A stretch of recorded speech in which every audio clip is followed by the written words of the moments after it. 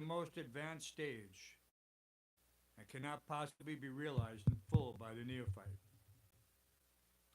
Thus, service and separation had remained a theoretical teaching to many of Prabhupada's followers.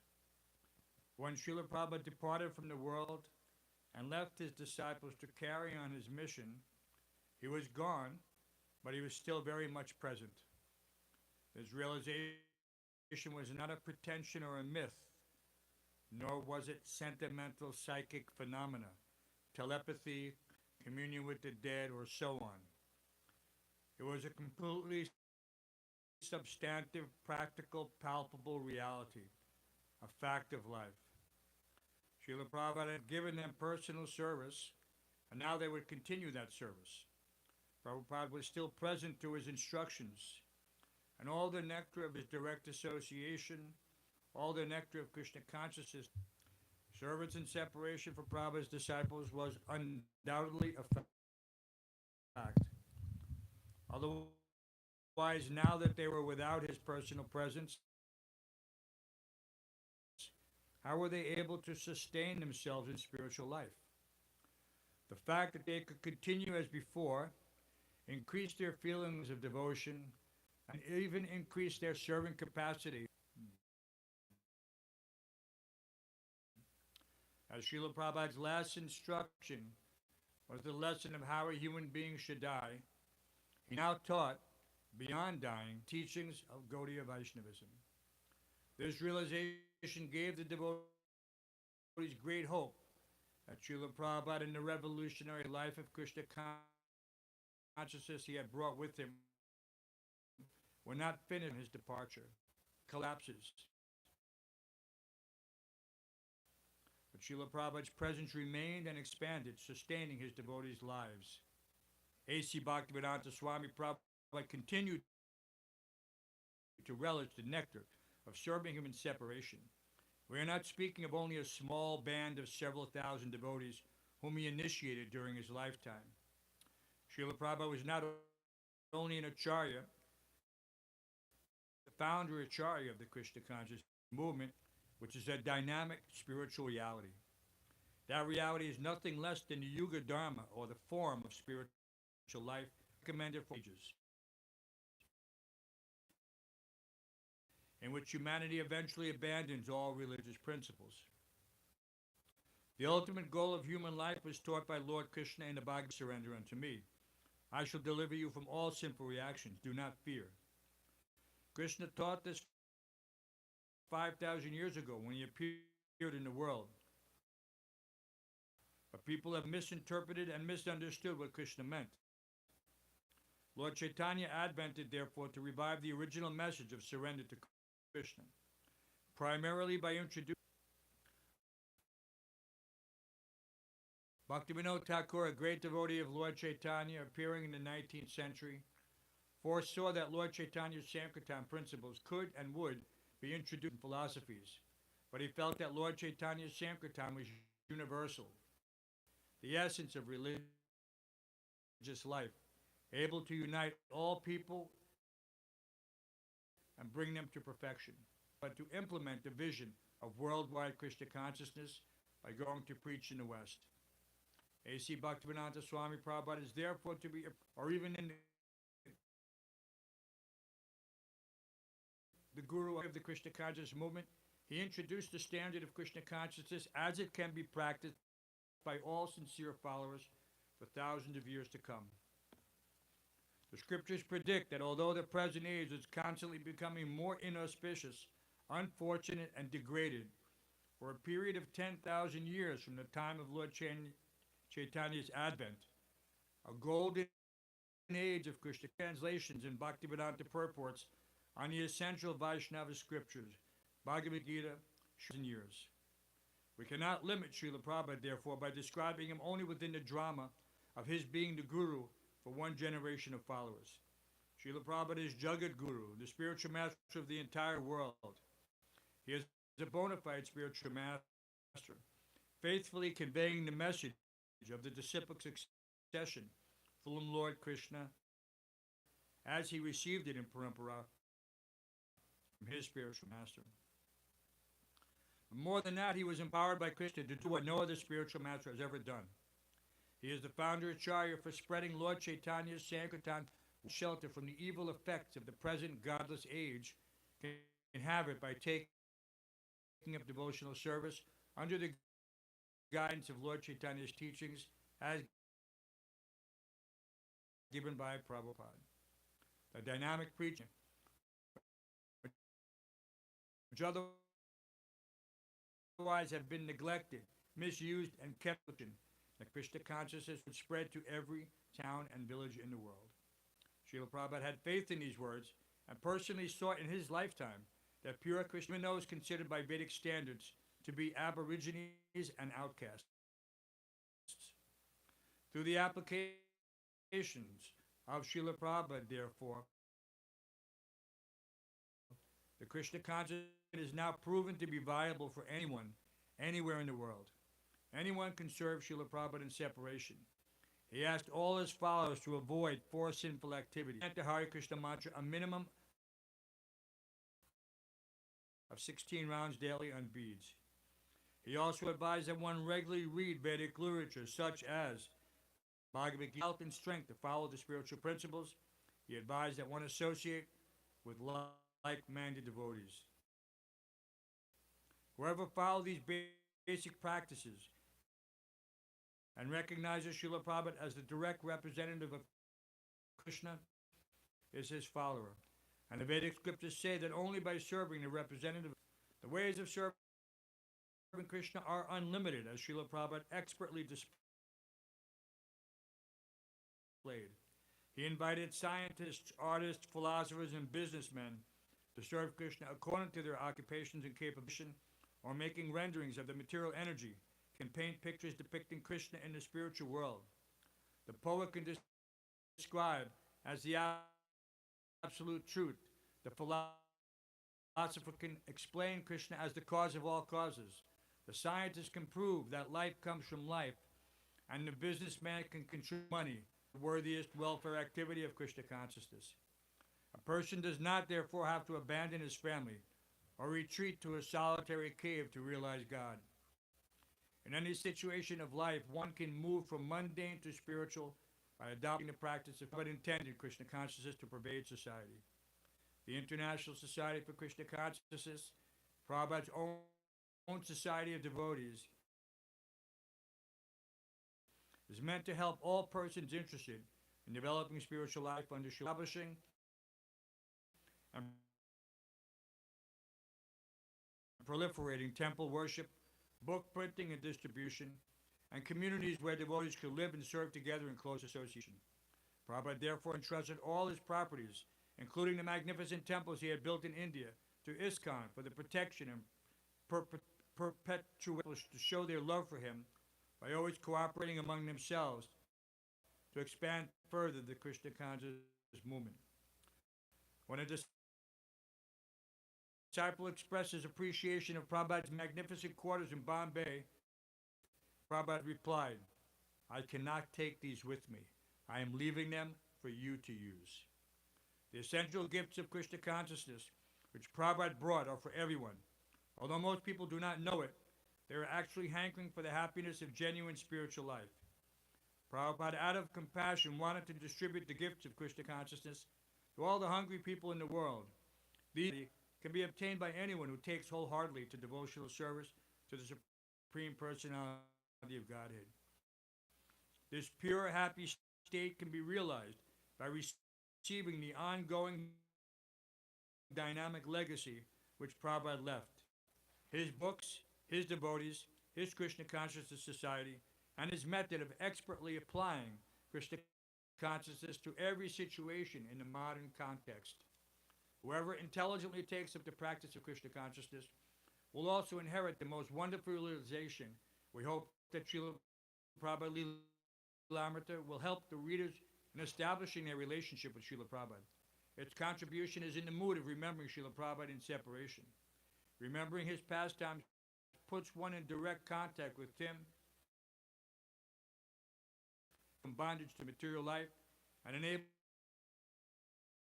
one to taste the nectar of the eternal pastimes of Krishna and his associates in the spiritual world. Shri Radha Govinda Dev Ki Jai. Srila Prabhupada's life did not end on November 14th, 1977. And we hope that the readers of Srila Prabhupada Ādi-līlā will not feel they have finished their connection with his literature from beginning to end.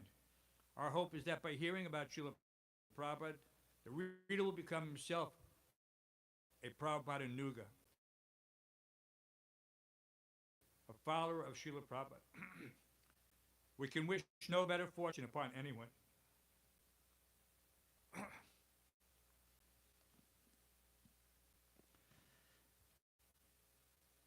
Srila Prabhupada Ki Jai.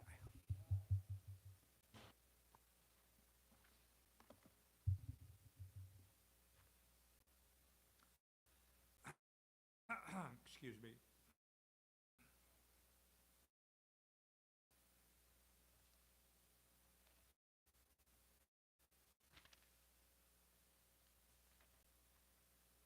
Srila Prabhupada said one's love for the spiritual master is shown by how much we cooperate together.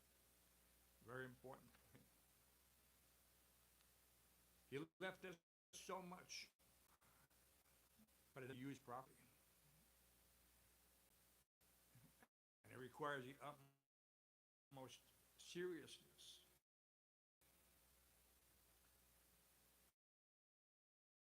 Otherwise, just like it's said in many places, that in the matter of one generation, something can be destroyed.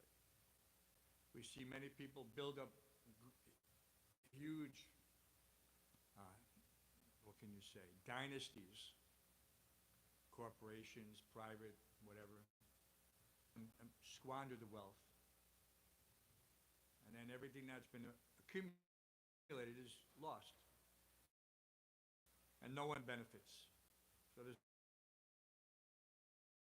a very, that everything that Prabhupada did, if we're not serious about it, can be lost in one generation.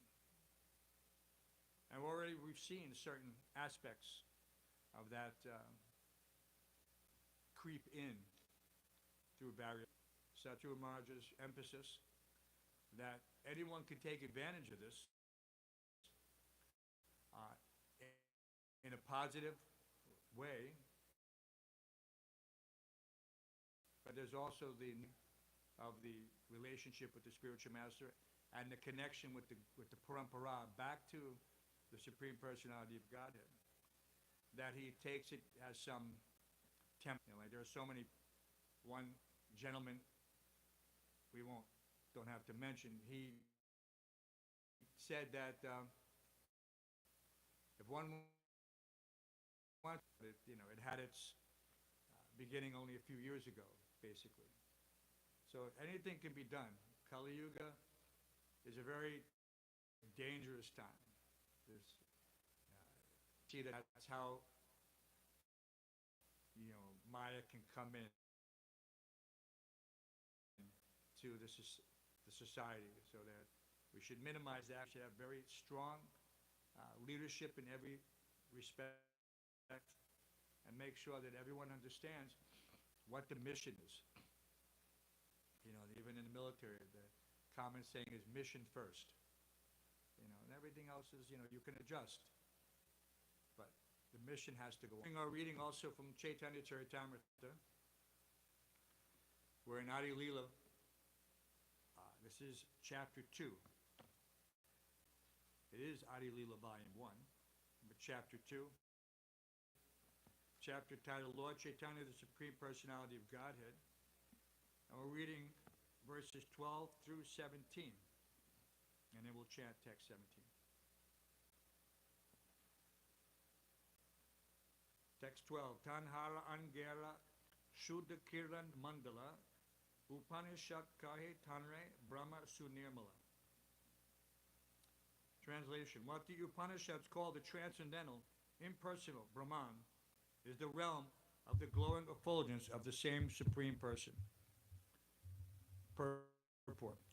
3 mantras of the Mundak Upanishad, bodily effulgence of the Supreme Personality of Godhead. They state, and we'll just read the English, in the spiritual realm beyond the material covering is the unlimited Brahman effulgence, which is free from material contamination. That effulgent white light is understood by transcendentalists to be the light of all shine, fire or electricity for illumination. Indeed, whatever illumination appears in the material world is only a reflection of that supreme illumination. That Brahman is in front and in back, south, east, and west, and also overhead and below. In other words, that supreme Brahman effulgence spreads throughout both. Just this, a common, we've heard it often, that when one achieves some level of spiritualization, he is said to have, quote, seen the light. But from this we can appreciate that this light is just the initial stage of spiritualization. One recognizes the oneness is the sum total.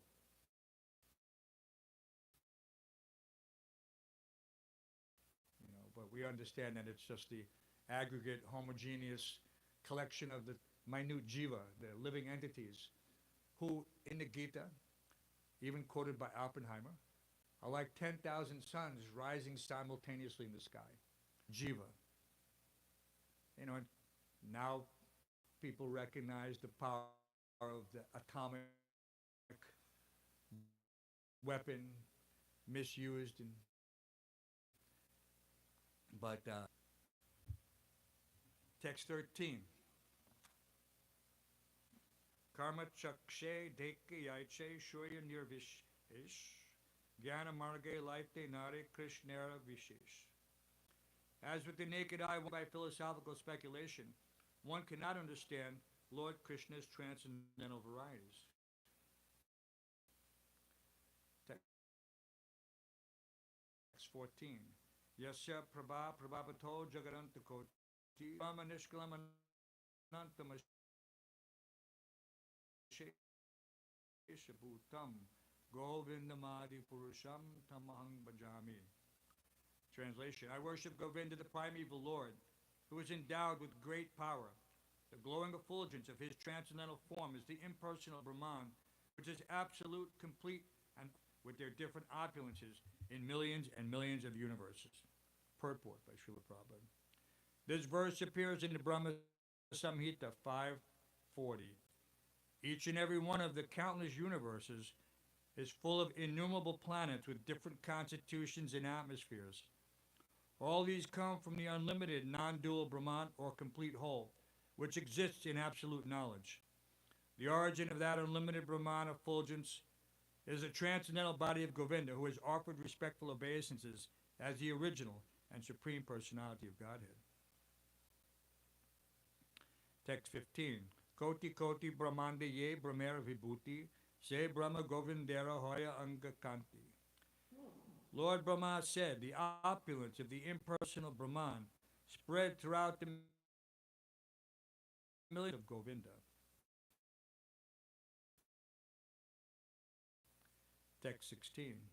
Se Govinda bhajiyami teon mora pati nan harsade mora hoy srishti lakti.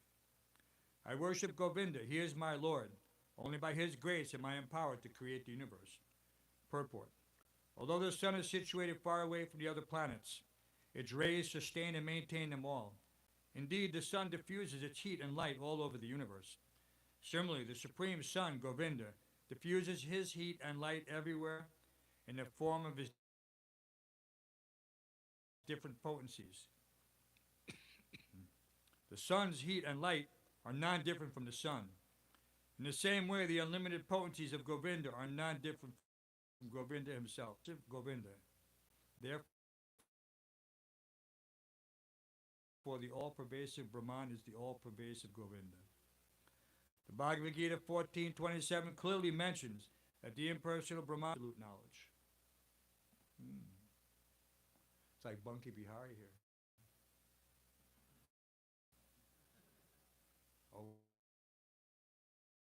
Opening and closing, opening and closing.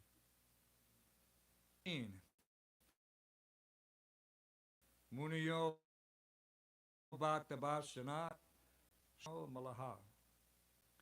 Naked saints and sannyasis who undergo severe physical penances, who can raise the semen to the realm known as Brahmaloka. Purport by His Divine Grace A.C. Bhaktivedanta Swami Prabhupada. In this verse from Srimad Bhagavatam, 11th canto, 6th chapter, 47th verse, Bhaktasana refers to mendicants who do not care about anything material, including clothing, but who depend wholly on nature. Such sages do not cover their bodies even in severe winter or scorching bodily suffering, and they live by begging from door to door. They never discharge their semen, either knowingly or unknowingly. By such celibacy, they are able to raise the semen to the brain. Thus, they become most intelligent and develop very sharp memories. Their minds are never disturbed or diverted from contemplation on the absolute truth, nor are they ever contaminated by desire for material enjoyment. By practicing a neutral state, transcendental to the modes of nature, and merge into the impersonal Brahman.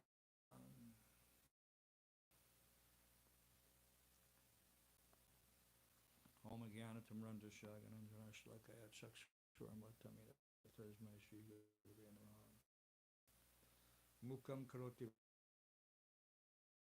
Vachalam Pangu Mankayate Guram Yakipatam Mande Shri Guram Kirtanam. After the completion of Līlā-mṛta, and as we could see from Līlā-mṛta, as Satguru Maharaj had intended, that the devotees can develop a relationship, just some theoretical, sentimental,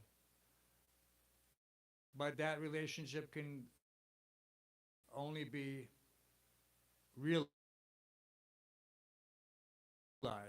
if one acts on the instructions of the spiritual master.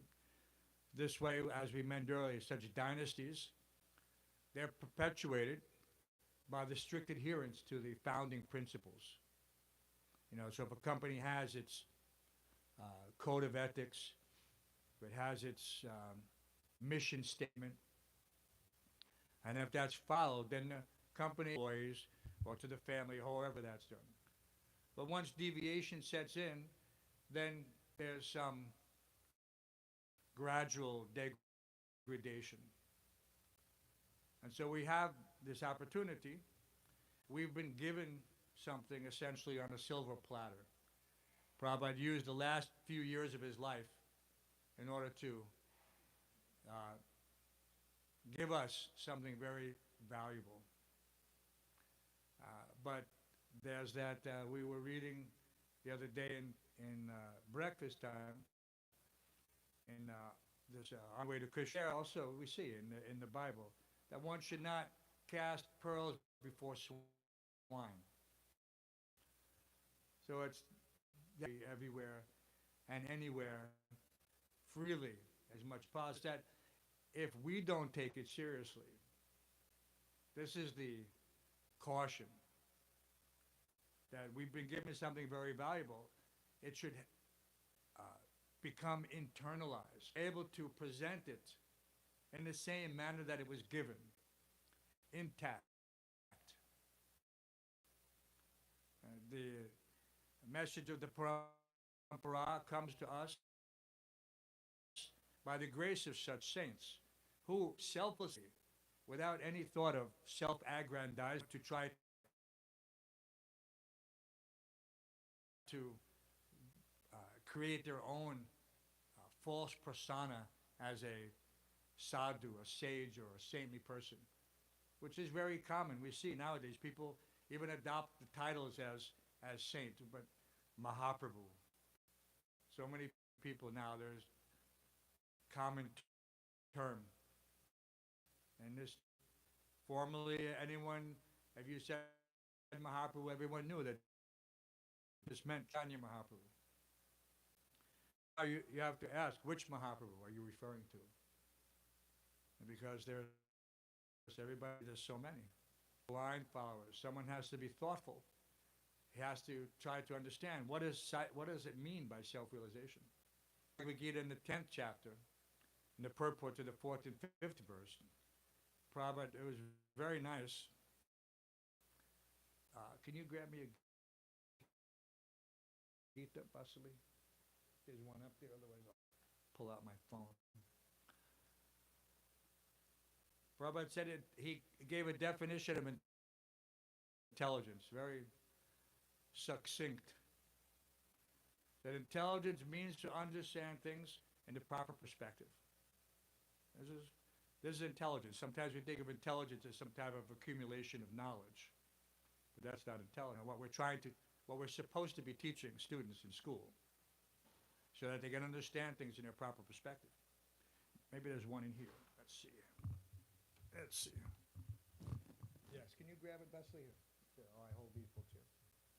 In the bottom, you'll see it. There it is, right there. I repeat the as it is, okay.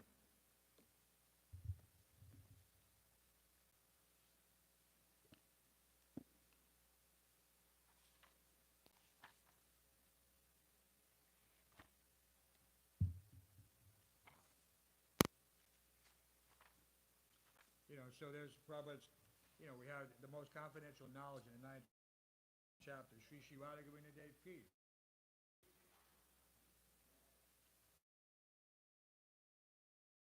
So in the 9th, his knowledge is the king of education, the most secret of all secrets. It is the purest knowledge, and because it gives direct perception of the self by realization, it is the perfection of religion. Because it gives direct perception of the self.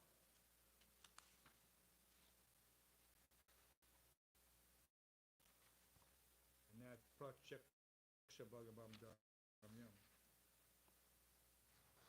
it gives direct perception of the self by realization.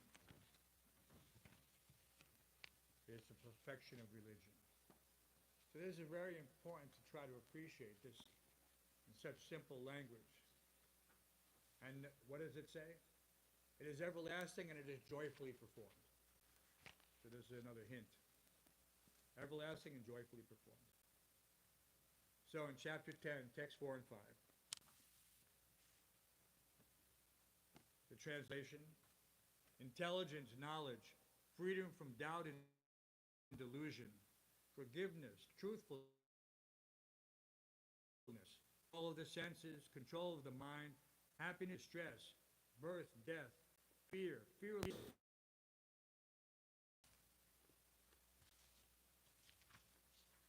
Purport. The different qualities of living entities, be they good or bad, are all created by Krishna. And they are described here. Intelligence refers to the power to analyze things in their proper perspective. And knowledge refers to understanding what is spirit and what is matter. Ordinary knowledge obtained by a university education pertains only to matter, and it is not accepted here as knowledge. Knowledge means knowing the distinction between spirit and matter. In modern education, there is no knowledge about spirit. They are simply taking care of the material elements and bodily needs. Therefore, academic knowledge is not complete. This is, in one sense, it's Prabhupada is, in those few words, he's showing all the shortcomings of our material so-called education. That no longer is critical thinking being taught. Real knowledge is not being taught.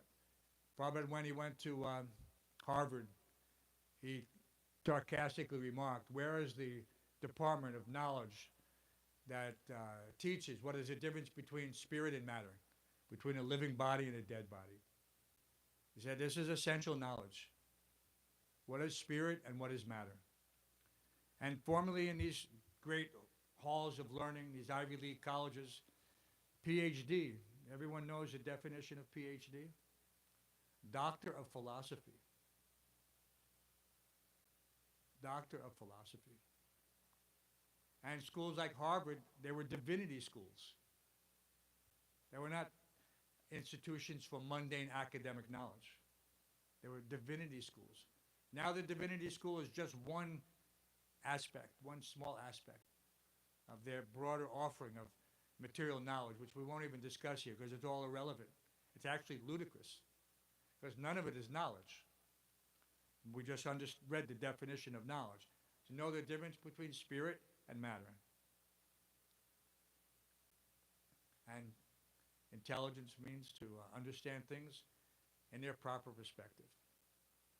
So we're so fortunate that we have this opportunity. Before that, and still in this world, very little institutions that can actually be said to be offering knowledge. Because first of all, they don't know what is knowledge. They don't. If you ask some, you go to some professor, say, what is knowledge? Maybe he'll say it's a liberal arts degree. It's study of the great classics.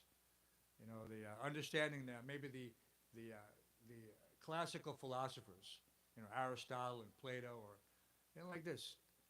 But they don't understand. But even those philosophers had a small understanding of the difference between spirit and matter. Right? There's that famous saying of, what was that? I think it was Socrates.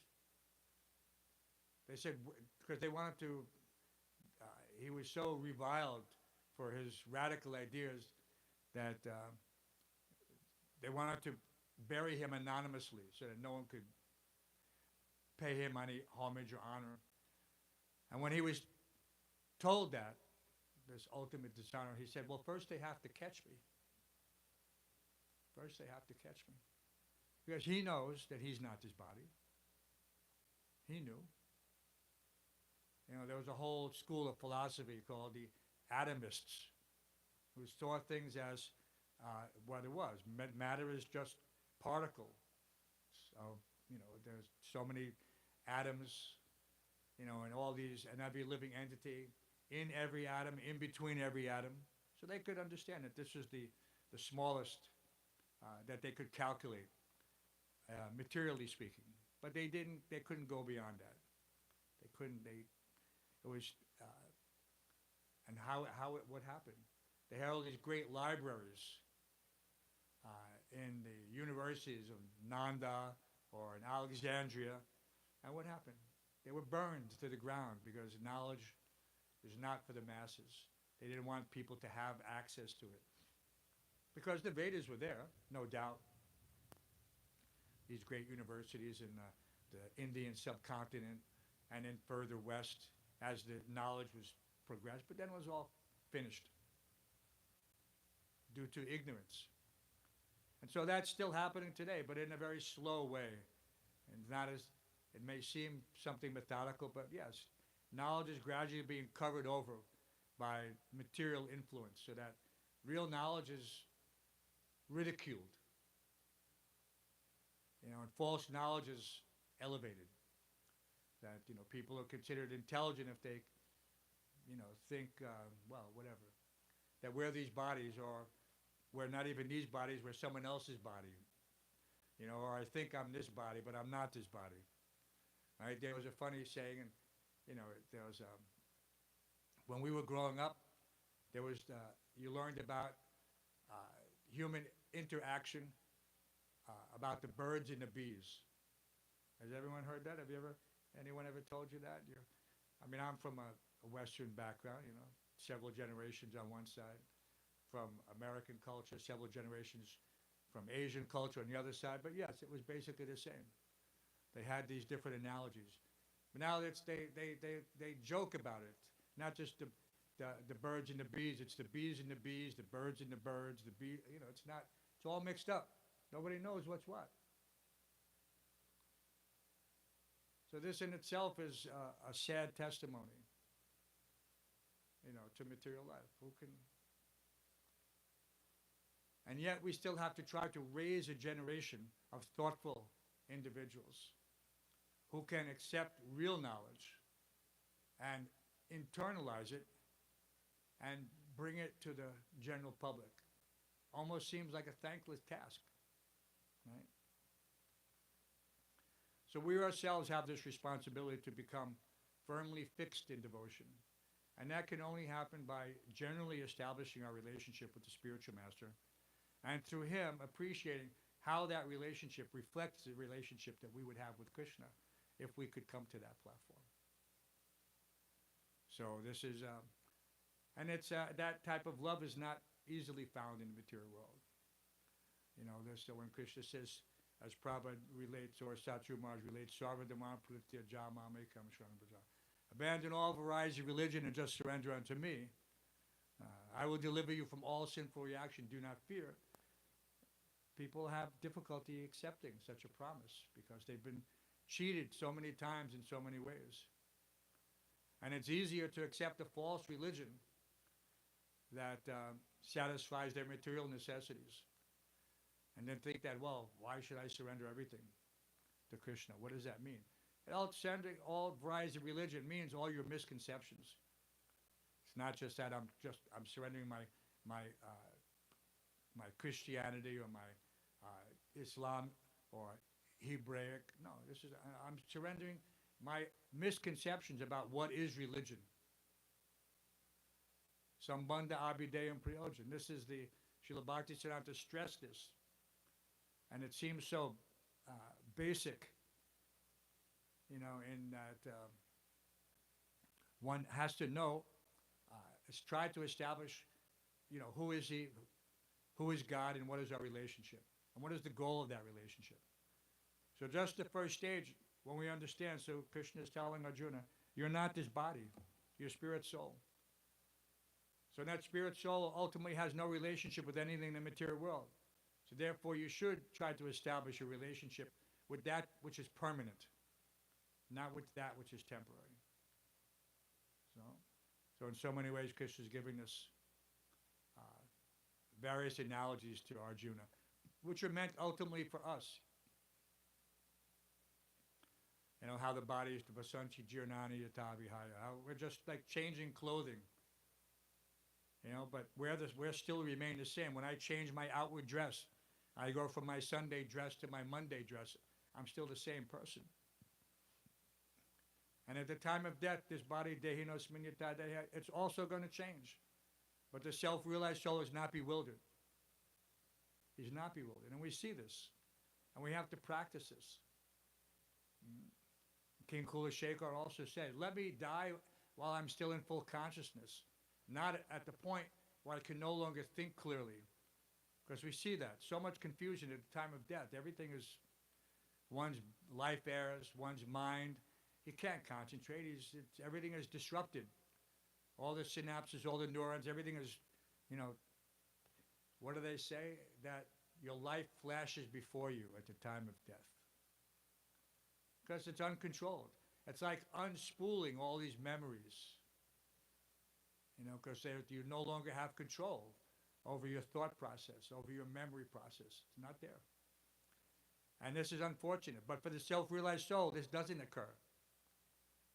Because he's been trained since brahmacharya life how to fix the mind on Krishna. Either on his name, his form, his pastimes. So we have so many varieties to become attached to. Someone can become attached to chanting the holy name. Someone can be attached to worshiping the deity form.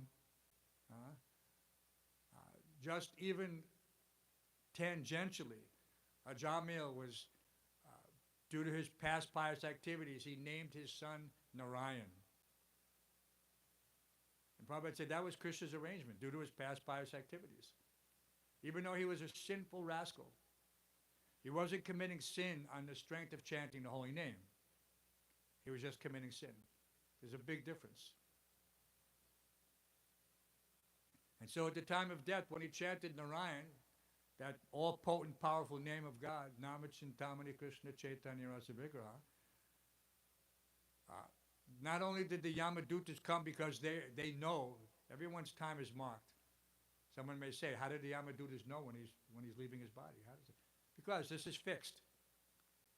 Your time of death is fixed. This is not some random thing that you slip and fall, or that you get this or you get that. No. Exactly at that moment, the Yamadutas appear. Yamadutas are the emissaries of the Lord of Death. And they come to take the sinful soul into the court where he's judged. Every religion describes this. Why? Because it's true. But simultaneously, when he called Narayan, immediately the Vishnu Dutas appeared. So this is how we can appreciate that even such a person, otherwise why was he memorialized in the Srimad Bhagavatam or Jamila?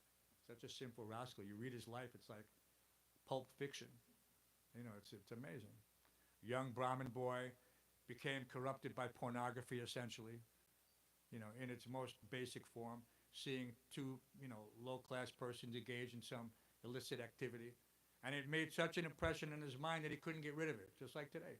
People are addicted to pornography. He couldn't get rid of that image. And even though he was trained in his parochial, you know, Brahminical practices, it never left his mind. And he eventually left his education, his family, even his wife, and he ran off. He found that prostitute, and he ran off with her. And he lived his life up until, you know, he was at the time probably calculated 88, and the young boy was like, whatever, crawling around, less than 2 years old. He had the boy when he was 86, probably said, and then he's approximately 88 when he's dying. And he was so affectionate, which is the general tendency that more, you know, parents are most affectionate to the youngest child, right? It's the, I mean, I can attest to that. That's always the way it usually works. And so he called out for his youngest son, Narayan, and therefore he was literally saved by the holy name, by calling out in love, because he was calling out in love, but to his son, not to the Supreme Personality of Godhead, but it had the same effect. So therefore, still culture, and Prabhupada, culture is so important. Still in culture, in India, people name their children, give them the names of God. You know, so this is, somehow or other, this tradition can save your life, can save your soul at the time of death.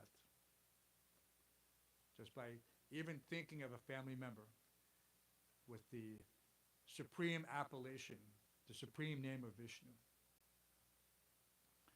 So we're very fortunate that we've come to this culture, that we're able to adopt it and perpetuate it. You know, and hopefully we can do it in such a way that it brings about the revolution that Srila Prabhupada envisioned. You know, we don't have any, for us, our mission is Srila Prabhupada's mission. We don't have any other mission. They coined a saying, it's called mission drift. You know, you see gradual departure from the 7 principles that Prabhupada enshrined. And so we don't have any excuse, technically, at this point. Anything that happens that takes off, like I said, so like Prabhupada gave us something intact. And if something is less, then it's not Prabhupada's fault, it's our fault. He gave it to us in one piece. You know? There were some things that required some fine-tuning. Prabhupada famously said, if you cannot expand, at least maintain. It's a very famous saying. He gave us so many aspects of Krishna consciousness. If you cannot expand, at least maintain. Which means to maintain the temples, maintain the book distribution, maintain the book publication, maintain whatever was given to us. And if you look back on it carefully, you'll see so many things were given to us. You know, of course, most importantly, what he gave us was the holy name. You know, this is the spiritual master has essentially endowed us with everything we need that was given to him through the parampara. He has given it to us. So it's not just some random relationship also that we have with Srila Prabhupada, because he is the embodying principle of the parampara in its most concentrated state.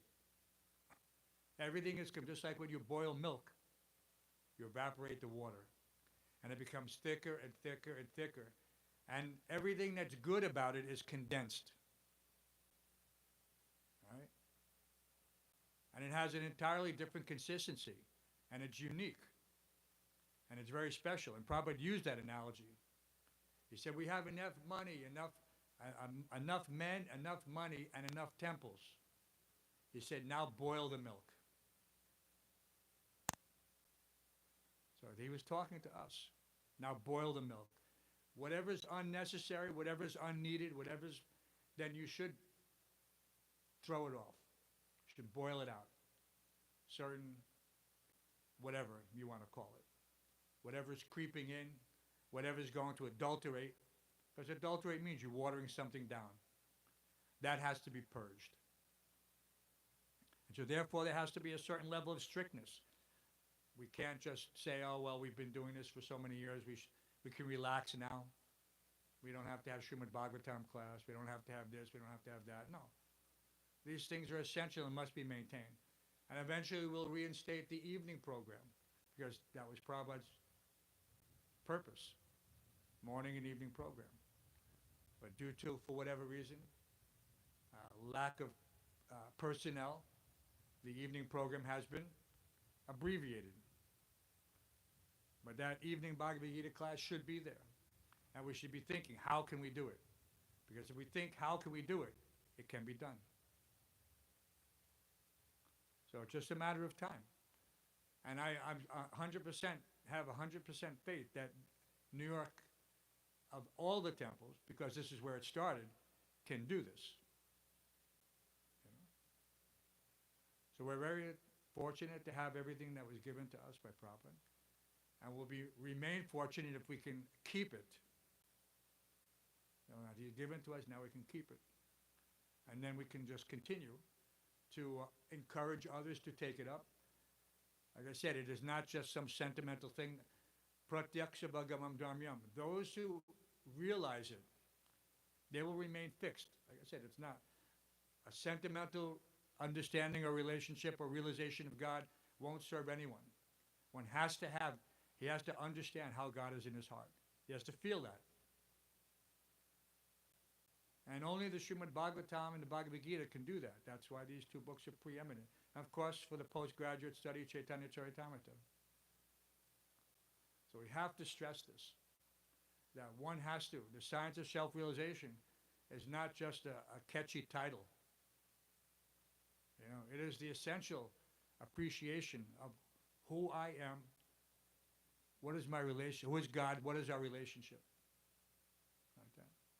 You know, in simple talk, we sometimes used to say in general classes, like, if I tell you, I point to someone and say, love that person, who can do that? You know, sometimes it is romanticized. They have a saying, what is it? Love at first sight. But that's not love, that's physical attraction.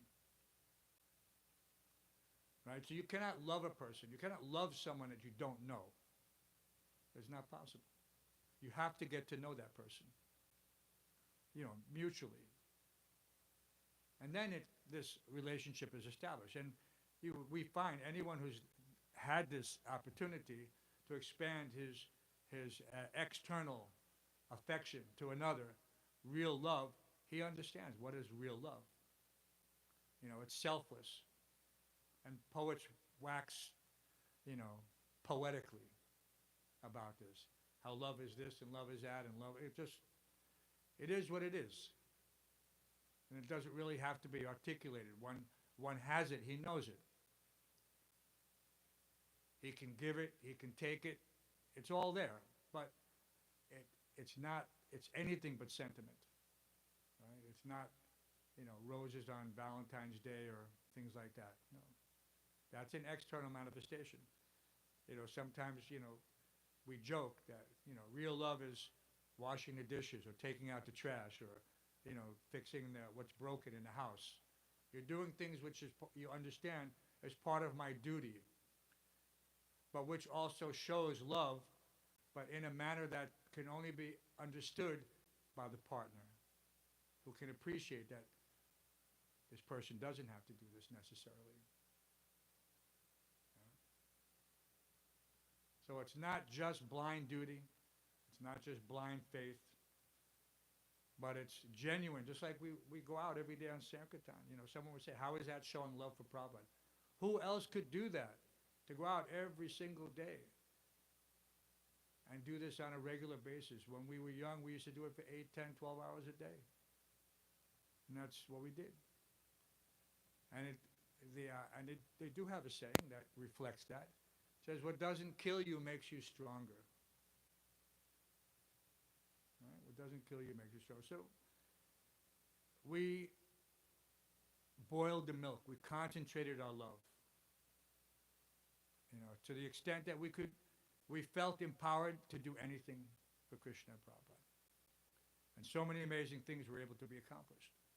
And it's to Prabhupada's credit, because he was the one who gave us everything in order to facilitate. He was the master that provided all the tools, all the knowledge, all the facility, all the association. We wouldn't have each other.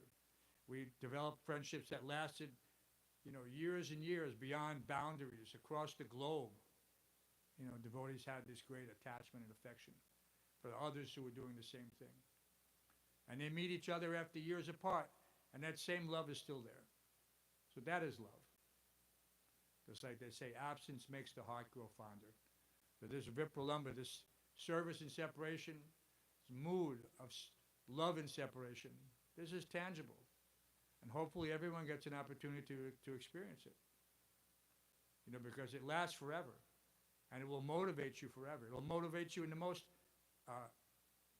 difficult situations. Because you will have your resolve. You will never break it. So, very nice opportunity today, Sunday, as always. We invite the public in. Hundreds of people will come. Manushanam Sahasreshu.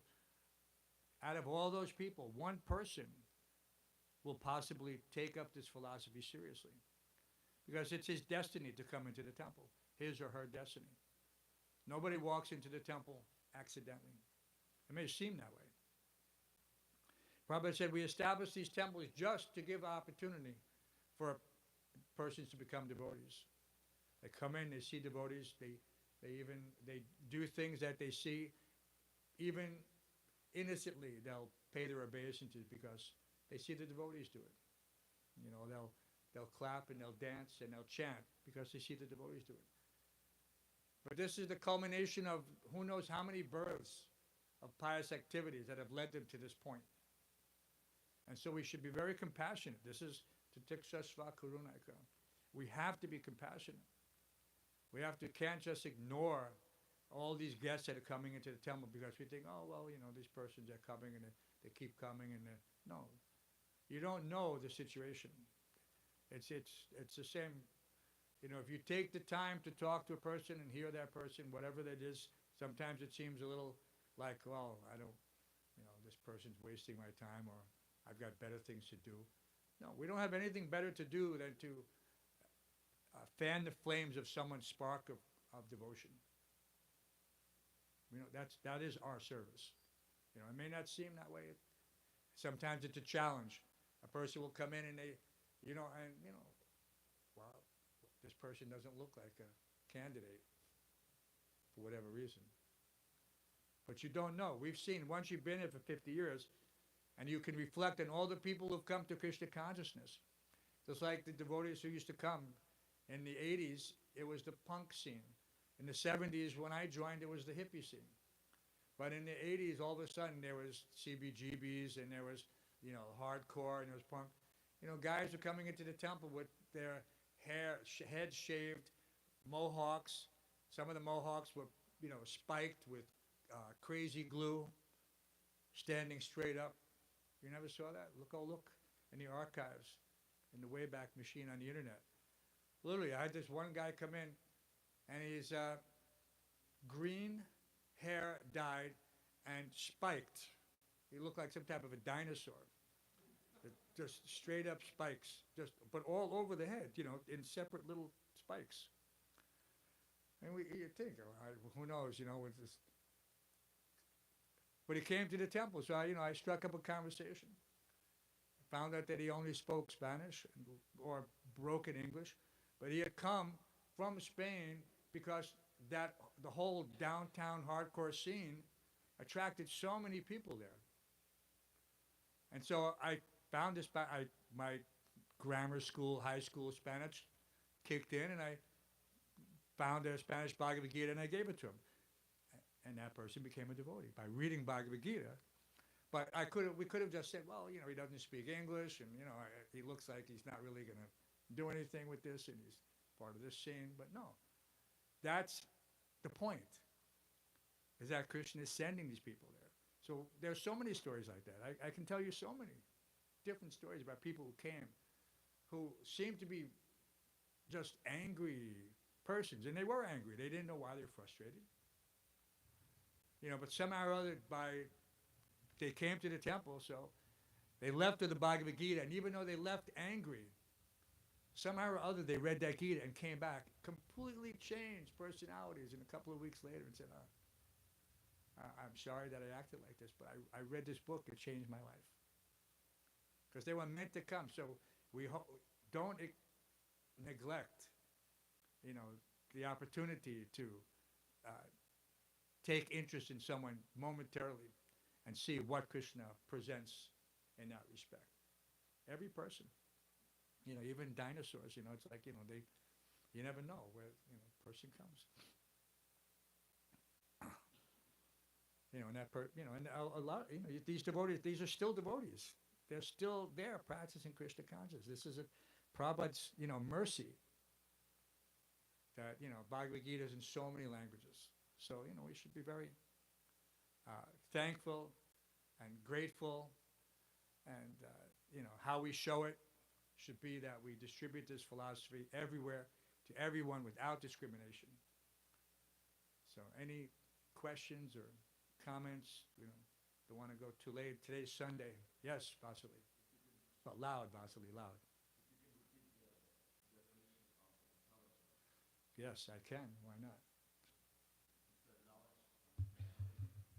Well, I want it's to understand things in their proper perspective, but the specific wording Prabhupada says, intelligence refers to the power to analyze things in their proper perspective. And knowledge refers to understanding what is spirit and what is matter. We can even read the other things here. Asamoha, freedom from doubt and delusion, can be achieved when one is not hesitant and when he understands the transcendental philosophy. Slowly but surely he becomes free from bewilderment. Nothing should be accepted blindly. Everything should be accepted with care and caution. So this is not, some people accuse us of being blind followers. Because they don't, this philosophy is, it's not difficult to penetrate once you have the proper mindset, So that's why it's up to us to create that atmosphere and that environment that a person willingly accepts Prabhupada's book. Like I said, if the person, occasionally you'll get that person who takes it angrily for whatever reason, just because he wants to get away from you. Doesn't want to be with that Hare Krishna who's trying to give him Krishna consciousness. But he took it. That's the thing. This angry person took it. And sometimes, and we encounter, you thought, this person will never come back. He left so angry, but he took the Bhagavad Gita. And we didn't even give him, we have Bhagavad Gitas like this in the airports or wherever we would distribute. Sometimes people would just take it pretending to be interested, and then they would rip it up because they wanted to punish us because, we're distributing this sacred literature. They would say, oh, that's nice. Boom, rip it up. We'd like, you get angry. But we don't, we bring the book back to the temple because it's a sacred book. Sometimes the cover is ripped off, sometimes a few pages. So this Bhagavad Gita that I gave to this angry person was one of those books. I think the cover had been ripped off. The contents were intact. But I wanted to give him something, but I didn't want to give him a brand new Bhagavad Gita because I didn't know where it was going to go. But he could take this Bhagavad. But that's it. So you can't tell There are many such stories like this. And this person is still engaged in devotional service in a very meaningful way, but just not in the same continuous way that we are, but still there. And yes, sit around, but loud, and he has a loud voice. He can yell loud.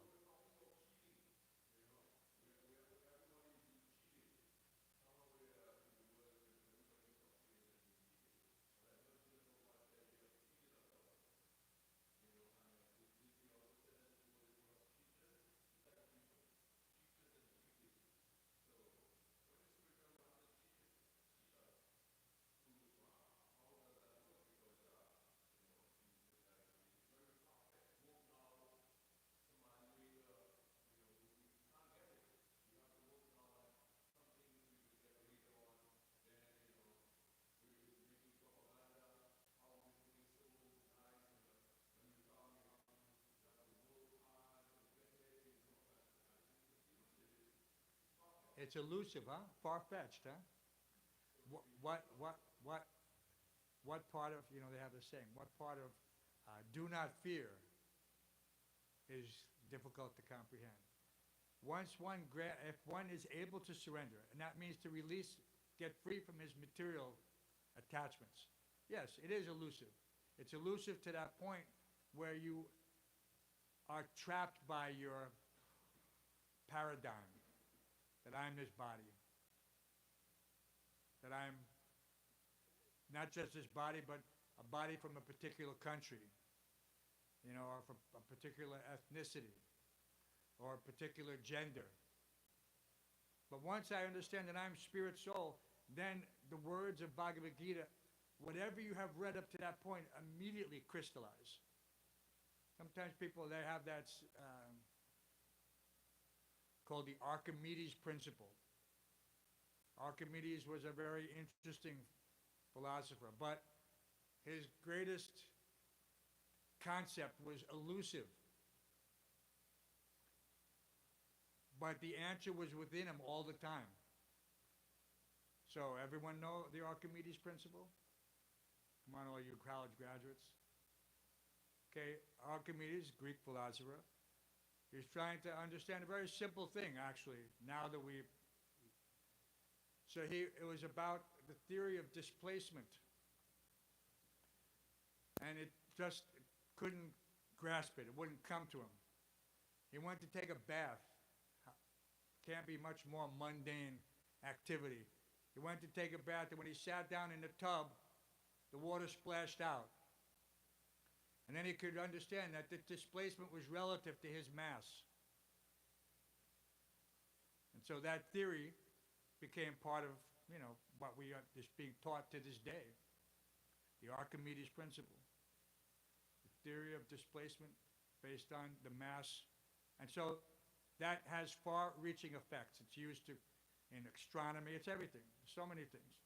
But it simply came from him taking a bath. And so once we read Bhagavad Gita, we're bathing our intellect, our polluted intellect. And it's all going in there, but it doesn't always, at a certain point, all of a sudden, it clicks. Everyone has had that. And that's, so what did he say? Okay, that's the important thing. What did Archimedes say when that water splashed out? For 10 points, extra credit. What did he say? Eureka! See, here's not just his BA, but his MA and his everything. See, Eureka. Which in Greek means aha. He had an aha moment. So everyone will, if you're studying carefully and you're executing devotional service, you will have an aha moment. And that moment is permanent. It's burnt into your brain. You can go back if you want. You can, try as hard as you want to cover that moment up. But for the most part, you cannot forget it. It will always haunt you that I know the truth, and now I'm doing everything I can to cover it up or neglect it. Maya. Throwing and covering. So we just have to appreciate this whole synthesis of science and religion. It's all there. Everything is there. And we, you know, and like I said, if we're sincere, because Prabhupada said the key is sincerity. Because up until a certain point, one has to be sincere. Just like in your studies. Before you get your degree, if you want to get that degree, you have to be sincere. You have to be diligent. You have to study. So that translates to sincerity. You have to follow the rules and regulations, even though they may seem burdensome. No meat eating, no intoxication, no illicit sex, no gambling, rising early in the morning, taking bath, avoiding the association, getting the association, you know, bad association, good. Yes, sometimes it seems burdensome. But these things are being done even in the mundane world. The military has its rules and regulations. Corporations have their rules and regulations. So nothing difficult. But by sincerely executing all those little rules and regulations, one gets the strength, materially, spiritually, intellectually, philosophically, that will result in getting this special mercy of Krishna. That Bahonam, what is that? Not the Bahonam, that's there. Sarvasya Chaham Ridhisani Vishto. Matakspatir Gyanam Apavanam Chaha. So Krishna is situated in the heart of every living entity, and from him comes knowledge, remembrance, and forgetfulness. So at that point, when Krishna sees that you're sincere, he's going to reveal that knowledge to you. That's why it's called revealed knowledge. Even the karmis have that saying, revealed knowledge. It's coming from within. It's not coming from without. This knowledge it's Satchidananda. It's part of my existence. Satchidananda is not just a catchy term from the yoga societies. This is my essential nature. I'm eternal, full of bliss and knowledge. So how come I'm not experiencing that? Because I'm covered over by the modes of material nature. So as that's cleaned away, Chaita Dharpana Marjanam, then that knowledge is exposed. It's like the surface of a mirror that's covered with dirt. You rub it off and gradually you see your reflection. You see, oh, there I am. I was there all the time, but I couldn't see myself. I had to clean the mirror of my heart from all the dirty contamination and material, birth after birth after birth. So, we have to use our intelligence, analyze things in their proper perspective. And we have to know what is knowledge, the difference between spirit and matter. And we have to have a little faith in the spiritual master. And that faith is coming because we can see that what is the result? This person is the expert, sincere follower of his guru. And he's coming in such a line, and he's such a reservoir of knowledge himself. Just imagine what Krishna has given down through the ages, personified by, my guru and his guru. So where are Prabhupada coined this term, parampara servant. I'm the servant of my spiritual master. He is the servant of his spiritual master. And that person is the servant of his. So in that way, we're serving the entire parampara. We are in this line. And so we have the duty, right? What do they say in the military? Hold the line. I think they might say it in football too, but hold the line. Don't let the opposition, don't let the enemy. No. So yeah, it's a challenge. But it's our challenge, People say they use that term, because what did they do in Gilgan? They through the Stations of the Cross when I was an altar boy, when I was a young kid, You learn these things. Christ had to bear the cross. So they still use that term, his cross to bear, when a person has a heavy burden. Which is a relation to, Christ having to carry the cross. His own source of what would be his demise, supposedly. Okay, it's getting late. Sunday feast is coming up. We got to get ready. We have to restore the Balaram Hall to its natural state. Are we going to feed everybody on the floor today?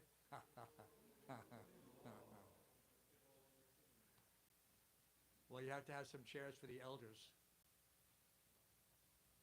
I mean, I don't mind, you know, it's just that I guarantee you, and I'm going to just make sure that all my email is forwarded to Prabhu Vishnu or whoever makes that decision, that, you know, call forwarding, email forwarding. Because it's my email box they burn up.